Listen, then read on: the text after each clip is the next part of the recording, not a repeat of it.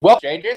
I am your host, Tony Russo, and this week I'm joined by our official pinch hitter / I don't know if Doug is a pinch hitter at this point or if it's Sean, but Sean Hager. Hey, guys. Doug's not here. The weather report is relatively miserable. It's rainy, it's nasty, it's cold, and here comes the winter. We're going to pay for, we're getting attacked by flies. We're going to pay for a nice fall with a mediocre early winter and a brutal late winter. Oh, we had a nice last 2 days, though. Yeah, it was an Indian summer. Good God, fly, go away, please. So while we are under siege, I want to talk a little bit about this weekend. First of all, for those of you who came to the book opening, thank you very much. The book launch, it went very well. Well, if you were there, you know. For those of you who weren't there, it did go very well. And that's what I wanted to start talking about was the Wild Goose beers, because Wild Goose isn't quite in the news, but it's tangentially in the news. So that's why I wanted to talk about it this week. I'm sorry, scratch my back. So Ed, who is a brewer here, who sometimes helps out around here. He's our shop pinch hitter. Shop pinch hitter. Yes. What does that mean? When we are in need of some extra help and all that, he always comes through for us. I see. Takes time out of his busy schedule to give us a hand. I don't know what his busy schedule is. I think it's just tearing his house apart and putting it back together. Yeah, well, tearing this house apart and putting it together in another one right now, and flying whenever needed. I'm going to kill this fly. Excuse me. No, I'm not. It's not. If I reach to kill the fly, I apologize in advance. We got to do the Obama. Yeah. Got the sucker. Yeah, my brother taught me how to do that. What, squat him? No, you put your hand on either side of him and you clap up, and the fly flies up into your hand. It works like 98% of the time. That's gross. Just so you know, yeah. But it keeps you from having to deal with the fly. So anyway, so Ed made some Wild Goose beer for us to try, and I got to try all 3 of the Wild Goose beers that we were able to make. And did you get a chance to have it? Did you try any of this? No, and I on his way home from your book signing, I was like, so how'd the beer go over? He said, yeah, it went over really good. He said, but we got another event coming up, so I don't know if we're going to have any left for you. Well, you can come to the other event. The event that Ed is talking about is November 19th.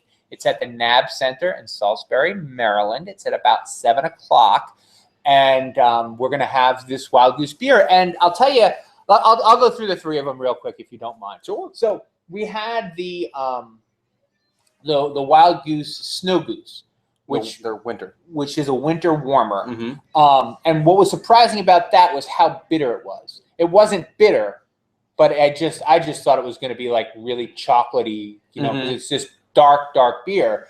Well, it wasn't dark. It was like a caramel, a little dark, like brown. It's on the brown side of black, and it was quite good. It was quite good. At first it was my favorite of the 3 because it was surprising. It had that surprising bite.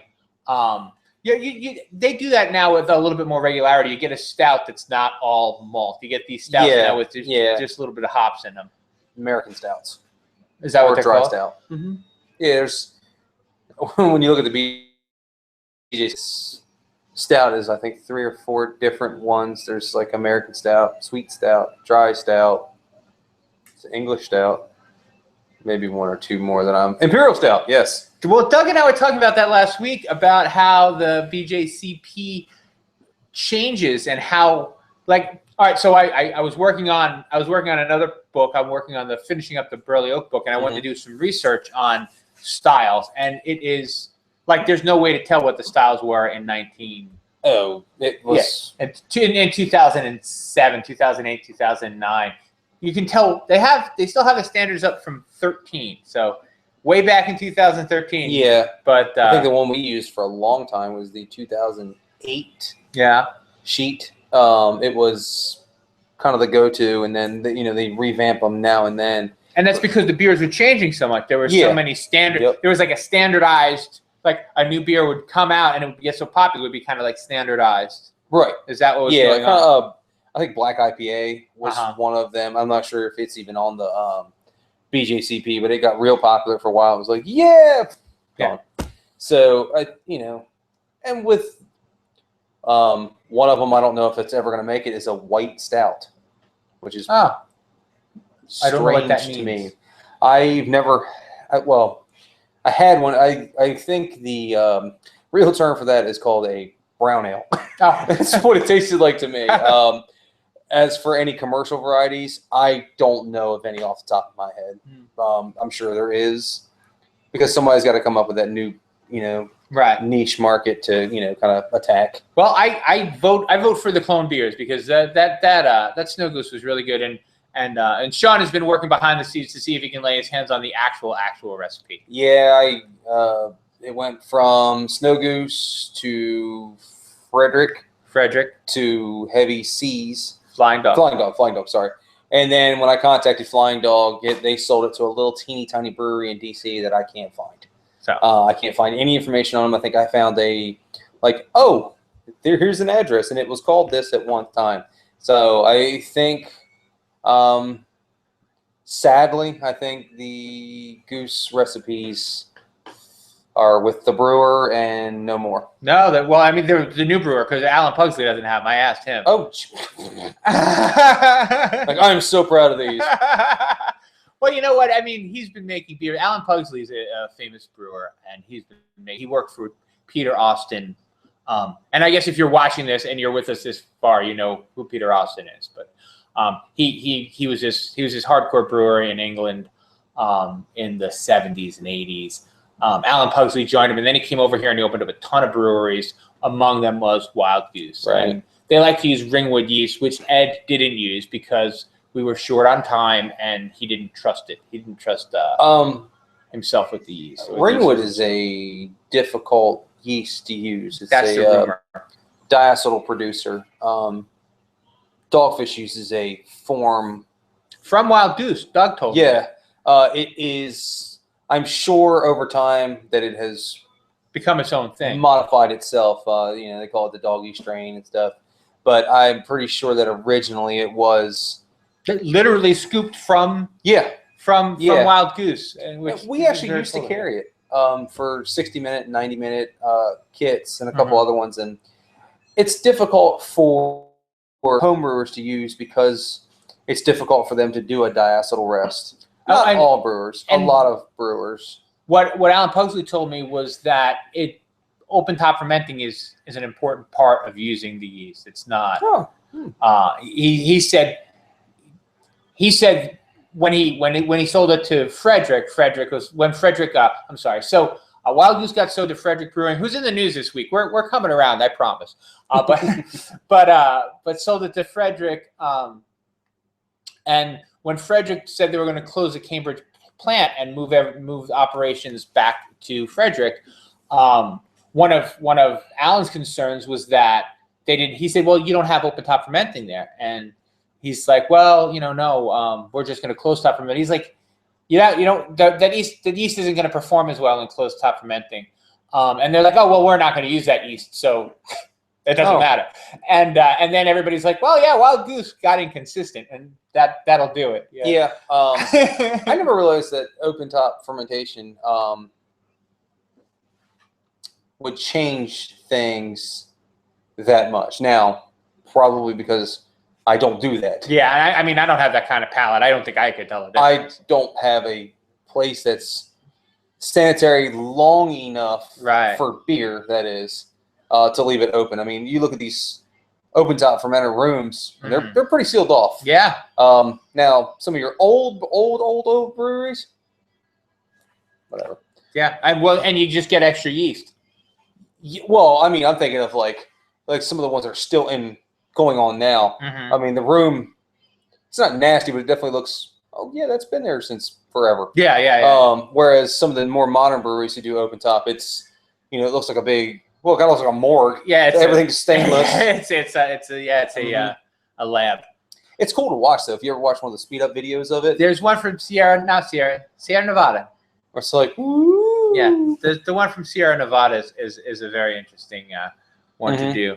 So anyway, that's where we are with the the tasting, and we got as far as one of the beers. So next beer was the Amber. The Amber was fantastic. There's nothing wrong with the Amber. It was sweeter than I would have chosen. I'm sorry, like if I drank that beer, I would say, oh, that's a good beer. It's a little sweet. and I think that it's because of the Englishness of it. But it was a like many people was their favorite beer was the Amber. I think a lot of people don't really have a English palate for beer. You know, here a lot of our beers aren't malt forward, right? Like they are over there. Yeah. Actually, where me and Ed are close friends, I've gotten spoiled. Yeah, because he he brews so many kinds all the time. And that brings me to the IPA, which the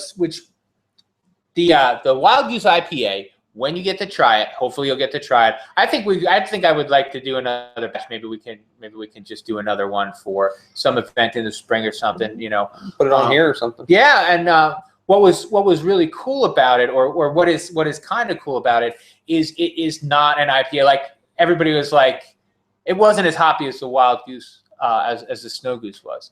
It was very and that's what Ed is like. Now, that is an English. Now, when you say hoppy, do you mean? I mean bitter. Bitter. Okay. Yeah. I mean bitter. It's because I know. I get a lot of people that come in that say, "Oh, I don't like hops." Well, you don't like citrus flavor, or you don't like bitter. Yeah, because that's true. Because even for me, like when I say I don't like hops, and I don't like the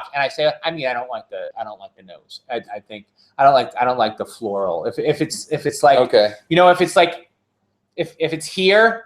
And it's already making my eyes a little stingy. That's too much for me. Oh, geez. That means I'm ordering a second one before I start my first one. Let's get this warming up. Yeah, like can you just pour a little bit of vodka over some hops for me?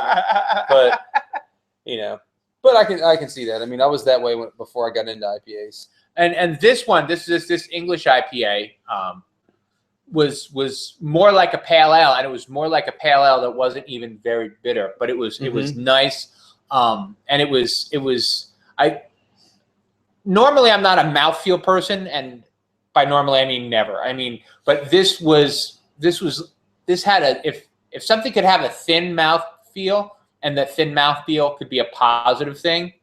That's what was good about this beer. Oh, okay. It was. That's actually surprising. I would think that would be a little more. I don't say think, but like a medium body. It felt. I mean, and I don't, like I said, I don't know from mouthfeel, but it looked like a bigger beer than it was. You know what I mean? Oh yeah, like it had a nice rich color that was not much lighter than the amber. It was an IPA color, but it just and this is what Ed said. He said the English style, the English yeast, and the English process just doesn't support as much of the bitterness as they're definitely malt forward and hops. Because I tasted it here really well. I tasted it at first, and it also has. Again, this is the wrong word probably, but it was almost sour. It almost had not like a sour beer kind of sour, but just like a kind of a flavor that tart. Yes, almost tart. Not really tart, not even kind of tart, but that's just a bit. And I was surprised by it, and it was so not like it said IPA on the front of it, and it didn't. And I didn't know it was soda. And I drank that one, and I'm like, that's not my favorite. And then I had like 4 more of them before that was over. Yeah. Just by midway through my second one, I'm like, oh no, this is a very, very, very good beer. That's kind of how it was the first time I had an English IPA out in public. I was like, that's a worthless version of an IPA. And 3 of them later, I'm like, this is still not an IPA, but I can drink this. I can drink it all night. It was very good beer. Because in America, when you think IPA, you think, hops right there. I want, unless it's an English or East Coast. Right. East Coast is more malty and English. But the West Coast IPAs, it got popular. Hop and water. When we think of IPAs, this is what we think of. Definitely not malt at all. So those were the 3 beers. They all went over very well. The entire reporting staff of the nearly entire reporting staff of the Star Democrat was there, so I was afraid we were going to run out of beer, but as it turned out, we didn't. That's good. And Ed was kind enough to say that he would come out to the 19th event. So come out to the 19th event if nothing else, and we could talk about beer. It's the meeting of a historical society, so I have to give like a lengthy presentation. I don't know how long I can speak, but if we all have beer, I don't think anyone cares how long I speak. Yeah. The more you drink, the more interesting it gets. Yeah, I don't think anybody's going to begrudge me. And I think it's an exciting. It got people there excited. We had people come out because they were excited that we would be having this. That's great. This historic beer. And I think, I mean, we just got the books in today. Yeah. Here at and- Extreme Brewing, we're going to plan a signing event. Yep, I'm hoping that. Sorry, Nat. I'm hoping that Saturday at the event that we're going to have quite a few people. I will be here for sure. Good, I promise, good, promise, good, promise. I know I had mentioned that I might be late, but I have to be in. You guys start at noon. That's when the all Officially grain. That's when the all grain demo starts. When do you guys open? 10. Okay. I have to be in Salisbury downtown at 9. I will get in and out of there as quickly as possible. Oh, that's cool. Yeah. I will be here by 11. I Mhm. could be here by earlier. Oh, very cool. Either way, I still think it's going to, a lot of people here are into their history or Right. the local history. Right. And so I think that the book's going to do well. That'd be great. That'd be great. Well, the best part is it already did well for me. Never mind. I'm not going to say this out loud. I'll say this off the air. Good news for you. I tell you what. I sold 25 books at the That's great. At the opening, and there were like 28 people there. So everybody bought a book. We had lots of cool snacks. We had beer helps. I mean, beer helps in a way. That's what was the best part about this year's Good Beer Fest. Yeah. This was the first year we could serve. Yeah. And we went from having a couple people stray over to us, mainly to ask when the beer garden opened in Right. previous years, to 80, 90 people in line. And, Just loving social the beer. lubricant. Yeah. Yeah, that's And did you guys get much play off of that? Did you make any converts? Did you? Oh, yeah. I mean, I almost had no voice by the end of Sunday. That was great. And I've had quite a few people come in since then. So that's really cool. A lot of people we know. Yeah. Because pretty much if you've been homebrewing on the Eastern Shore for. No, I mean people who were just at the Good Beer Fest and they're like, Oh, yeah. I'm going to take the plunge now. Yeah, a few. Mhm. It takes a while. Christmas coming up, a lot of people are going to be getting starter kits for people Right. that you don't get at Sears. Right. But either Yeah, way, especially I'll bet that that bag, the brew in the bag, will do very well for you. You think? No? We got those brew in the bag kits, and they didn't really take off. Most people who do brew in the bag have gotten past the point of designing their own recipes. Mm-hmm. But I do think brew in the bag is. No, I mean as a starter kit for a Christmas person. No? I think most people would start with extract kits. Yeah. Just because it's easier. Brew in a bag still is an all grain day. It's Right. 4 or 5 hours or 5, 6 hours. Mhm. But I was just on another blog, and a guy was doing this whole thing on brew in the bag about how it produces a higher quality wort. Pretty interesting read. Really? So I would like to do a brew in the bag demo, and we might even toss one in on Saturday alongside the regular all grain. Oh, really? And do like a contrast. Mhm. That would be cool. Yeah. It would be cool if we should see if we can get our hands on the Wild Goose people, because maybe they wouldn't care if you guys made a Wild Goose Kit. kit. I don't know if anybody. I don't cares know about who's that. left. Like I said, Well, but if is there a rights thing? Like for instance, you guys have permission from Sam to do all the Dogfish beers. When you Yes. buy the Rogue kits, they must license it they So- license their recipes to to whoever you're buying them from. our distributor. Right. So you couldn't make it be like, hey, this is Snow Goose. I mean, you could call it like Snowy Goosey or something. Snowy Goosey. I like it. or like Rain Duck or something No. like that. No, there's some other things going on that I had just put a Facebook post on my own personal page about that exact thing last night, but I'll talk to you about that off air. Very well. But no, if I was going to do it, I would do our own name, and it would be inspired by Oh, right, yeah. Snow Goose, or something like, not exactly, but inspired by, because And it probably couldn't be exactly because you want to. The yeast he used was fine. I don't know what he used. I mean, you might know what Ed used. he used Bedford, maybe. I'm not sure if he used one of the platinums or one of the more standard. He has quite a few of his go-to yeasts. Yeah. He's definitely a master of his craft when it comes to English beers, and he's definitely him and his fiance have very much broadened, the kind of beers that they make, and most consistently good brewer I know. Yeah. So I think his repertoire of yeast selection and hop selection is broadening. I mean, he's always telling me, "Hey, have you heard of this new hop?" I'm like, "No." He's like, "Yo, man, I'm only here in the essences." homebrew shop 10 hours a day. Right. Why would I hear of that? Right. He's like, "Oh, it's got essences of strawberry and fresh citrus." Like, what? Where do you hear about these things from?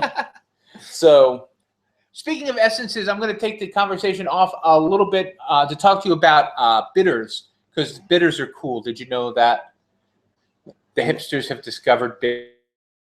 that word, yes. I'm sorry. No. You mean they found something that's not PBR or a beer you've never heard of? Right. Yes. Because So, if you've heard of it, it's not cool anymore. but I'm sorry, but I don't even mean the hipsters. I mean like the artisan types, like the people who are into cool stuff. Mhm. I mean it in almost a positive way.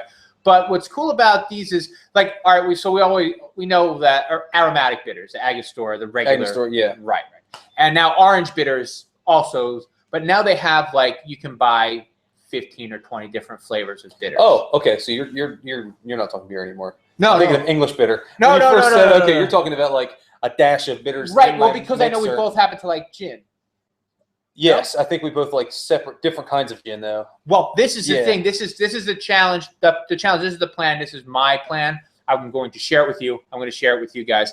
Over the holidays, I'm going to buy a couple of different bitters, Mhm.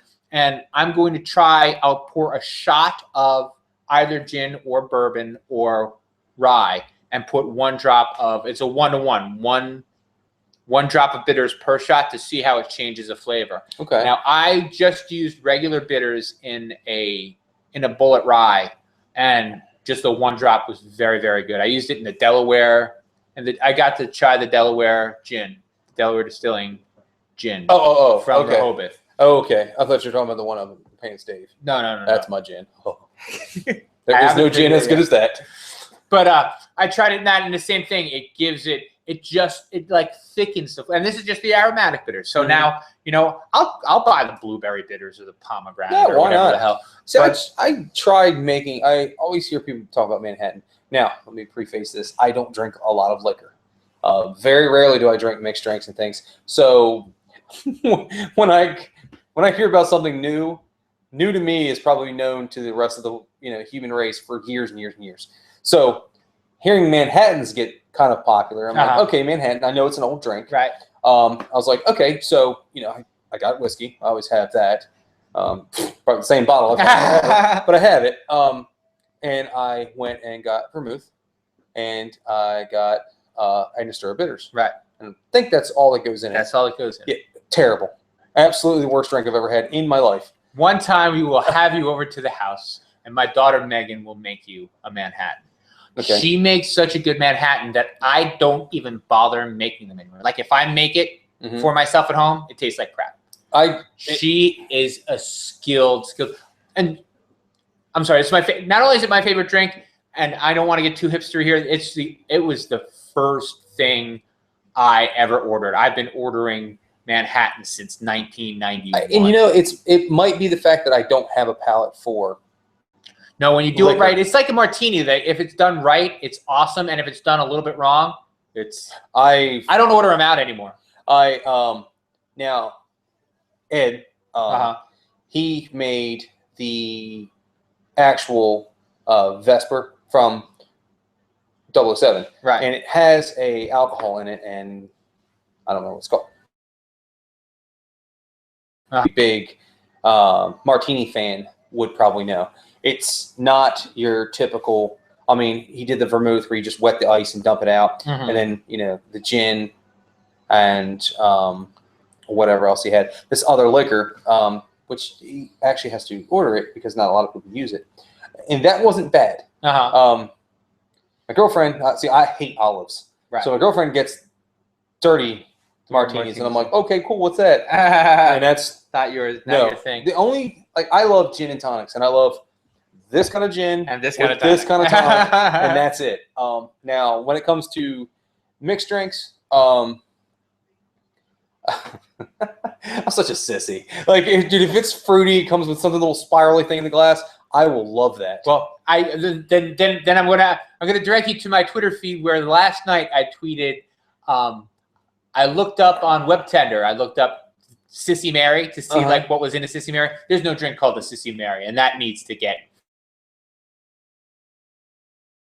fixed. I do like I'm a big metalhead. One of the guitarist for Pantera who was killed, his favorite drink was a Blacktooth, which is basically Seagram 7 or Crown Royal with a splash of Coke. And I literally just want the, and I can do that. Yeah. All night long. Sweeten I can do it that. up. Yeah, just a splash. Yeah. I don't want, No. like, don't fill it up halfway. And some other strong drinks I can do. But when it comes to the ones where It's just pure alcohol.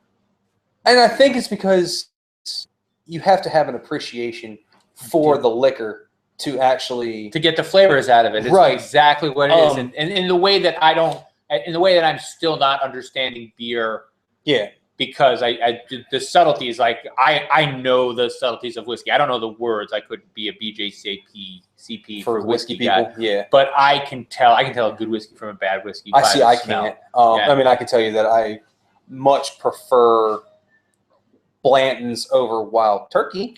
I can. The amount of burn is the easiest way. If it burns, the more it burns, the cheaper it is. I will actually disagree with you on that. You ever had Woodford Reserve? Yeah. That's a lot of heat for a not very cheap whiskey. Yeah, but I mean, all right, so have a Woodford Reserve and then have an Old Grandad. That's pink for me. Okay. And that's, well, I had a friend over and it could have been, it was the Blantons. So we had a bottle of Blantons and I had a bottle of like, what was that? I used to buy it just almost as a joke. Old Crow. Old Crow. No, not Old Crow, but it had a rooster on it. I don't know. Anyway, but it was, I don't know what I think it would call it, but I'm not going to go right, there. well, that's what it was. Yeah. It was. It was like, big cock whiskey or something. But and so one of my daughter's friends said to me, "I can't tell the difference in whiskey." So I poured her a shot of Blanton's. I poured her a shot of big cock whiskey. I said, "All right, try that." Got to sip. She's like, "I'm like, try that." She's like, "Oh yeah, no, there's a difference." Yeah. Well, see, but I've had Blanton's next to Woodford, and Yeah, well, Blanton's is better. significantly. Yes. But I think Woodford has more to it than even like Jack Daniels, which is Woodford's significantly better than JD. Mm-hmm. But actually, Well, Jack Daniels is a different kind of. It's Right, It's that's not a a- bourbon. Right. It's a yeah, whiskey. Tennessee Sour Mash whiskey. Yeah. Right. That's True. Now, I will say this. And we're way off topic. Yeah, but we're having okay. fun anyway. and we're Enjoy our conversation. Yeah, enjoy our conversation. Um, None of you showed up tonight, so when you watch it later on, Yeah. I found a cheap bourbon that I actually don't mind. what is it? It's called John B. Stetson.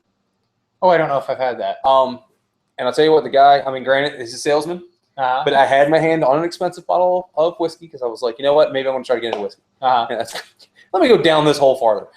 So he's like, hey, that's a great whiskey. He's like, I work here. I can tell you this, though.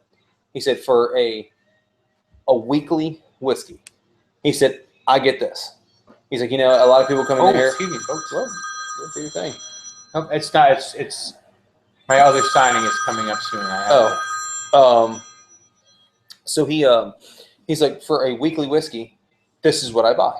He's like, it's smooth, it has a good flavor, and there's not a lot of heat. So I was like, oh, you want me to put down the $40 bottle of whiskey and get the $25? Okay, got it. Yeah. It's very, very good. Oh, I will pick it up. Did you get it here? Don't worry. Yeah, I'll pick it up next time. And I did get a bottle of Bullet Rye. That's so good. It is. That's so good. It is. I can't do it just like an ice cube, that I got to put a splash of something. Yeah. I got some bitters, so maybe I'll try that. Oh yeah, put a drop of bitters in it. It's nice. Mhm. All right, so we're Anyway. gonna call time at the bar. We'll tell you about. Frederick? We got that time. Look up okay. just real quick. Frederick Brewing got bought by Flying Dog. Flying Dog and Ace Moritz, who's in my book, Eastern Shore Beer. Check it out at your local bookseller here at Extreme Brewing or on Amazon.com. And you can read the story of how they worked together to get the growler law passed, but they had to work separately to get the pint law passed. Ace got his pint law passed back in 2008. Flying Dog might get theirs in the next couple of weeks. Yeah, big weird state of Maryland that we have. But we're going to call it there. Thank you so much. Remember, less stuff, better stuff. One quick shout out before you go. This Saturday is Oh our gosh. 1 year anniversary at the Laurel location. We'll be having sales, an all grain brew demonstration. We're giving giveaways, including an entire kegging system. We're also going to be giving away coffee for a year. So, and it's good coffee too. None of that crap Folgers.